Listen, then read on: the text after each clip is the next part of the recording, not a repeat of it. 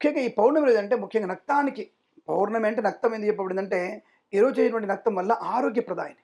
అంటే కార్తీక మాసంలో ప్రతిరోజు మాక్సిమం అందరూ కూడా ప్రతిరోజు ఉపవాసం ఉంటారు. హ్మ్. రాత్రి పూట భోంచేస్తారు. ఒంటి పూట సూర్య అంటే భోజనాలంటారు. నక్షత్ర దర్శనం అయిన తర్వాత భోంచేస్తుంటారు. దానికంటే కూడా చాలా మంది చేసే తప్పు ఏంటంటే పూర్తిగా నక్తం అంటే కడుపులో ఏం తినకుండా ఉండడం అనేది తప్పు. అసలు అది పనికే రాదు. మన కడుపులో అగ్నిదేవుడు ఉంటాడు. హ్మ్. ఆయనకి నైవేద్యం పెట్టాల్సిన అవసరం ఉంటుంది. కాబట్టి తప్పకుండా మీరు పాలు, పళ్ళు తప్పకుండా తినాల్సిందే. అగ్నిదేవుడిని అడ్డ పెట్టకూడదు.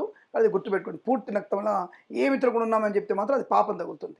ఇదొక విశేషం. రెండవది ఆరోగ్యప్రదమైనది కాబట్టి ఉదయం మొత్తం ఉపవాసం ఉండి రాత్రి భోంచడం అనేది ఒక ఆరోగ్యవంతమైన శుభలక్షణం.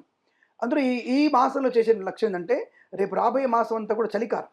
హ్మ్. ఈ కడుపులో అనేక రకాలైనటువంటి చలికాలంలో మిరపకాయ బజ్జీలు వేసేద్దాం, అదేసేద్దాం, స్వీట్లు వేసేద్దాం, అదేసేద్దాం, ఇంకోటి వేద్దాం అని కడుపు నింపుతుంటారు.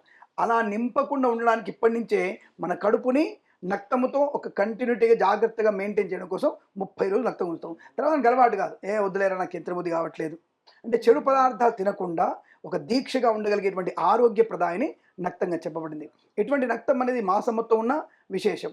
అలాగే కనీసం మనకేమైనా కూడా సోమవారాలు అంటే కార్తీక సోమవారాలు, కార్తీక పౌర్ణమి, కార్తీక మాసం వచ్చేటువంటి ఏకాదశి, ద్వాదశి, కార్తీక మాసం వచ్చేటువంటి మాస శివరాత్రి.